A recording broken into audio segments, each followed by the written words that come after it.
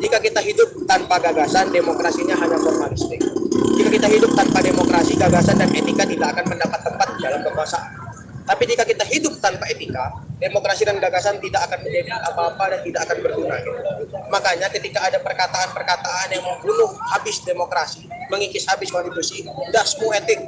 Bagi kami itu adalah kata-kata yang luar biasa mencemari proses demokrasi, luar biasa membunuh habis konstitusi. Karena seakan-akan mengenyampingkan proses-proses minim etika yang selama ini hadir di Mahkamah Konstitusi untuk memuluskan pencalonan.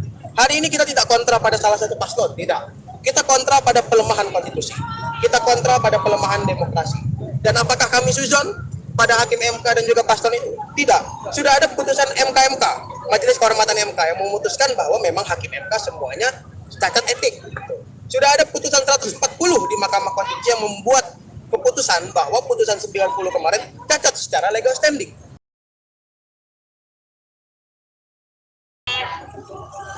Selaku mahasiswa Surabaya akan menyatakan sikap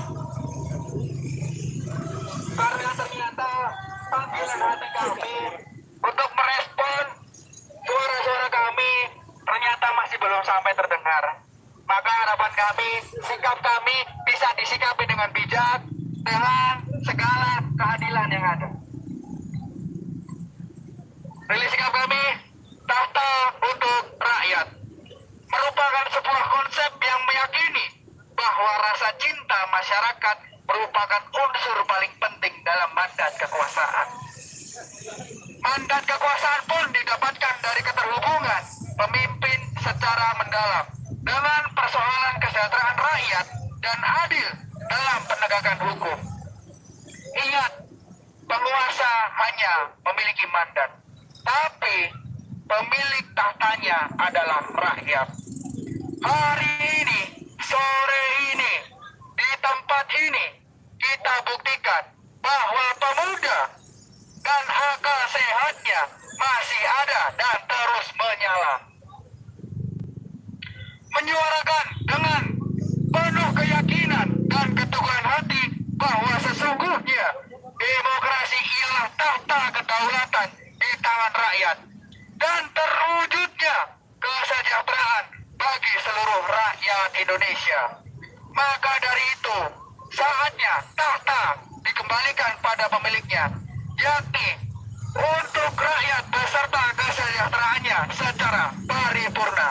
Maka kami menyatakan sikap mewujudkan pendidikan yang demokratis dan ilmiah, wujudkan reformasi hukum, berantas KKN, tolak dui fungsi TNI Polri, akuntabilitas dan ekualitas layanan kesehatan, menolak represivitas aparat, wujudkan PSN yang berdasarkan kesejahteraan masyarakat dan HAM, wujudkan pemilu yang adil dan bersih, hukum berat pelaku pencemaran lingkungan, tuntaskan HAM berat, pemerataan pembangunan berdasarkan HAM, sistem pertanian Indonesia, wujudkan stabilitas perekonomian.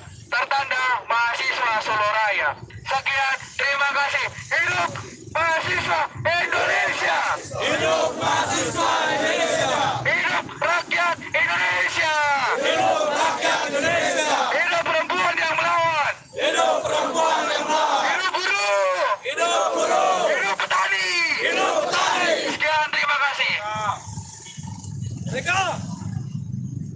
Maka kami persilakan untuk teman-teman pers untuk pers secara langsung kepada teman-teman, kami persilakan.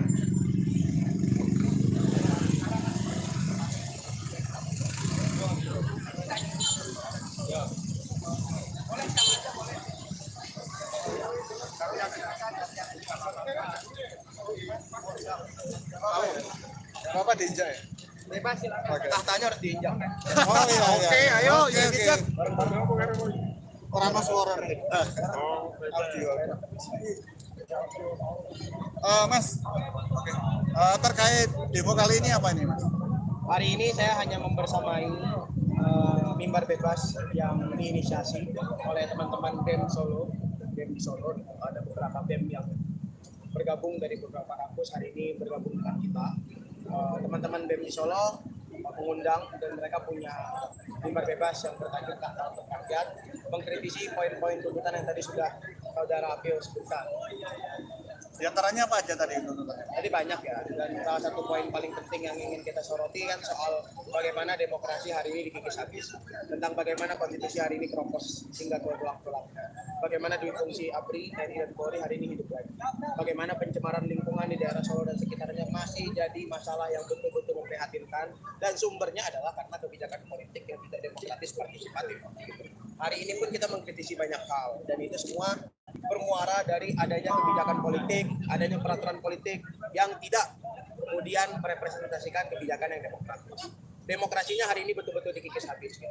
Saya punya pendapat bahwa yang paling penting untuk dijalankan di dalam Republik Indonesia itu ada 3. Demokrasi, gagasan, dan juga etika. Jika kita hidup tanpa gagasan, demokrasinya hanya formalistik. Jika kita hidup tanpa demokrasi, gagasan, dan etika tidak akan mendapat tempat dalam kekuasaan. Tapi jika kita hidup tanpa etika, demokrasi dan gagasan tidak akan menjadi apa-apa dan tidak akan berguna. Makanya ketika ada perkataan-perkataan yang membunuh habis demokrasi, mengikis habis konstitusi, dasmu etik, bagi kami itu adalah kata-kata yang luar biasa mencemari proses demokrasi, luar biasa membunuh habis konstitusi. Karena seakan-akan mengenyampingkan proses-proses minim etika yang selama ini hadir di Mahkamah Konstitusi untuk memuluskan pencalonan. Hari ini kita tidak kontra pada salah satu paslon, tidak. Kita kontra pada pelemahan konstitusi. Kita kontra pada pelemahan demokrasi. Dan apakah kami suzon pada hakim MK dan juga paslon itu? Tidak. Sudah ada putusan MK, Majelis Kehormatan MK, yang memutuskan bahwa memang hakim MK semuanya cacat etik. Sudah ada putusan 140 di Mahkamah Konstitusi yang membuat keputusan bahwa putusan 90 kemarin cacat secara legal standing. Jadi kami ketika menyampaikan itu adalah proses yang minim etika, itu adalah proses yang betul-betul sudah diverifikasi oleh MK sendiri. Dan jika kita kemudian mengenyampingkan etika untuk kemudian semata-mata mendapatkan kekuasaan, kita akan mendapatkan negara dan penguasa yang minim etika dalam memperlakukan warganya 5 tahun ke depan. Gitu. Mas, terkait undangannya ke Gibran untuk ikuti latihan debat capres tadi gimana, Mas? Mas Gibran kan belum cuti, ya kan? Teman-teman wartawan bisa verifikasi belum kan? Nih, seharusnya orang belum cuti masih bekerja toh. Harusnya kalau kami datang ke kantornya di Balai Kota, beliau masih bekerja toh. Gitu. Masa dia tidak melihat ada demonstrasi di sini? Dan kalau tidak ada itikat baik untuk keluar, artinya tidak ada itikat baik untuk berdialog dengan mahasiswa yang hari ini mengkritisi banyak hal dari pencalonan beliau dan juga kebijakan-kebijakan, peraturan-peraturan yang diterbitkan oleh beliau. Makanya masyarakat bisa menilai apakah demokratis pemimpin tersebut. Gitu. Silakan teman-teman yang lain. Nama lengkapnya, Mas? Saya Mewaki Sadekuang. Siapa? Dari BEMUI. Presiden ya? Wah, Pak Presiden Jokowi. Anak lama ya? Namanya tadi siapa? Melki. Ayo main Mas. Kalau koordinator aksinya sendiri ada nggak, Mas? Yang ketidakhadiran itu aja gitu. Soal ketidakhadiran Gibran. Mas, soal ketidakhadiran Gibran gimana? Di hari ini mungkin karena ini terus kami ya tentu kita kecewa karena apa yang disampaikan Melki tadi ternyata tidak demokratis sekali. Kalau secara etika memang dia harusnya bekerja, harusnya ada di kantor, harusnya mereka tahu hari ini ada demonstrasi dan mereka harus menyambangi kami, menanggapi isu yang kita lemparkan. Tapi hari ini ternyata kami kecewa tidak dihadiri dan tidak menanggapi apa yang kita suarakan hari ini. Nanti akan mengundang lagi nggak, Mas, di lain waktu? Pastinya kita akan mengundang lagi. Saya mungkin ikut menebalkan, Mas, ya. Jadi sebenarnya yang kita mau sorot ketika demokrasi, normalisasi kekuasaan itu, normalisasi pelanggaran etika, pelanggaran demokrasi, itu sangat berbahaya bagi kami. Kita hari ini memiliki banyak proyek-proyek besar yang itu tentu butuh partisipasi besar dari masyarakat. Ketika kekuasaan dipergunakan seenaknya dan semua pelembagaan dinormalisasi bahwa itu bisa lewat orang dalam dan lain-lain, itu sangat berbahaya bagi kami. Sehingga hari ini kita menebalkan bahwa jangan sampai demokrasi itu dinormalisasi penghancurannya dan pengembiriannya. Itu sebabnya hari ini kita tidak berhenti berbicara. Apa yang kita sampaikan tadi bahwa norma, etika, demokrasi, dan gagasan itu harga mati bagi kami. Kita udah 25 tahun berjuang, kita sama-sama sepakat untuk sampai kepada titik ini. Tapi ketika ada salah satu paslon yang mengatakan bahwa endasmu etik, endasmu demokrasi, dan kita sama-sama keluar dari sana, bagi kami itu tanda alarm merah bahwa dengan menormalisasi seluruh statement-statement bahwa kita negara kekuasaan, itu berbahaya bagi generasi penerus. Apakah kata-katanya semua etik itu termasuk normalisasi? Ya, bagi kami itu menormalisasi. Sebab etika, MK mengeluarkan satu putusan bahwa pelanggaran yang dilakukan oleh putusan 90 MK itu adalah pelanggaran etik berat. Ketika dikatakan oleh salah satu paslon bahwa endah semua etik, itu menormalisasi tidak adanya etika di dalam demokrasi kita. Itu menormalisasi pelembagaan yang telah kita sepakati sepanjang ini. Itu menyepelekan etika. Dan itu menyepelekan seluruh konstitusi yang telah kita bangun. Mas namanya siapa? Afik Noval, Ketua BEM Paramadina.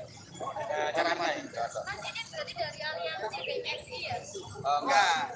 Kita seluruh masa seluruh raya dan mengundang seluruh masa seluruh Indonesia. Jadi kita tidak ada tidak ada karena kita kesadaran kolektif bareng-bareng gerakan. Saya Rahmat dari Ketua BEM.